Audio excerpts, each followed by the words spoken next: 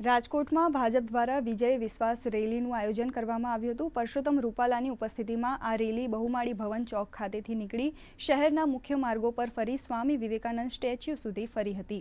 આ રેલીમાં પ્રદેશ ઉપાધ્યક્ષ ડોક્ટર ભરત બોઘરા, સાંસદ મોહન કુંડારિયા, રાજ્યસભા સાંસદ રામભાઈ મોકરિયા સહિત મોટી સંખ્યામાં સ્થાનિકો અને કાર્યકરો ઉપસ્થિત રહ્યા હતા।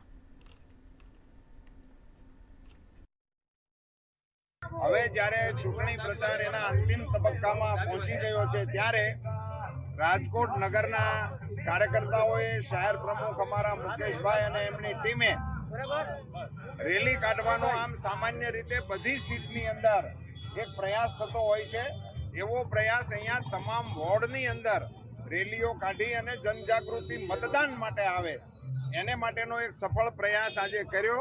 લોકો સ્વયંભૂ આ બાઇક રેલીમાં જોડાયા છે। આ દેશના વડાપ્રધાન શ્રી આદરણીય નરેન્દ્રભાઈ મોદી સાહેબને ત્રીજી વખત આ દેશના વડાપ્રધાન બનાવવા માટે થઈને લોકોમાં ખૂબ ઉત્સાહ છે અને આપણા ઉમેદવાર આદરણીય પરસોત્તમભાઈ રૂપાલા સાહેબને જંગી લીડથી જીતાડવા માટે થઈને લોકોનું ખૂબ સમર્થન મળી રહ્યું છે। છેલ્લા તબક્કાનો પ્રચાર કાર્ય થઈ રહ્યો છે, લોકોનું અમને જન સમર્થન મળી રહ્યું છે, ભાજપને, કમલને, મોદીજીને, અમારા ઉમેદવાર રૂપાલા સાહેબને। ત્યારે એક રાજકોટ, સૌરાષ્ટ્ર અને ગુજરાતની 26માંથી 26 સીટો આવશે એવું આજ વાતાવરણ છે।